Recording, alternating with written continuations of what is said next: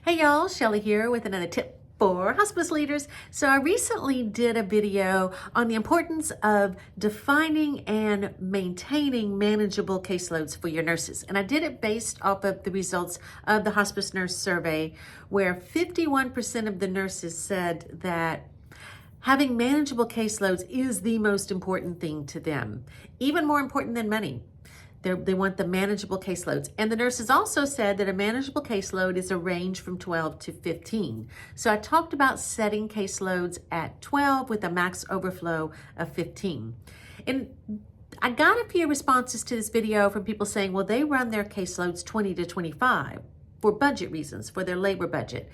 And this is one of those things that we see in hospice that looks good on paper, but does not translate to actual cost savings. It actually is going to cost you more if your nurses have unmanageable caseloads. Because first of all, if we have manageable caseloads, you're going to see a big decrease in your after hours visits, and that's going to save you money in your on-call nurses' pay and their mileage, just cutting down on those visits.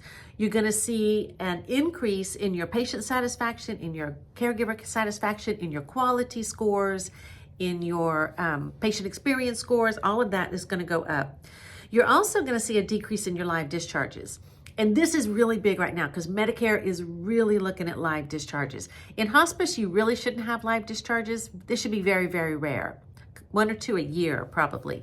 So having manageable caseloads allows your case managers to build a strong rapport with the patient, with the caregiver.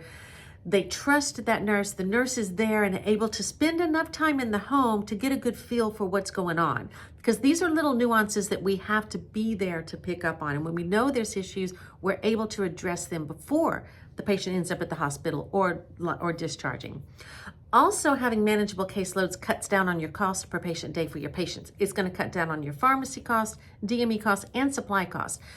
When we're running around super busy like chickens, we don't have time to really look at those things. And I tend to see a lot of waste there because I just hurried up and ordered a bunch of stuff because I didn't have time to worry about it. I don't know if they really needed all those diapers, but I ordered them because I didn't have time to worry about them. Didn't know if they needed those meds, but I ordered them just in case. I see a lot of that in people, in companies that we work with. So cutting down on their caseload so they have something manageable will cut down on those costs. And lastly, it's going to reduce your nurse turnover. I mean, the nurses are overwhelmingly telling us that this is incredibly important to them. So if you have an agency where you have lower caseloads that are manageable to the nurses in that 12 to 15 range, and you keep them there, you're going to keep your nurses, and word's going to get out, and the nurses are going to seek out your agency and want to work for you. So I hope this was a helpful tip. If there's anything you'd like me to talk about, please let me know. I would love to share it here. And y'all remember, if we work together, we can change our world.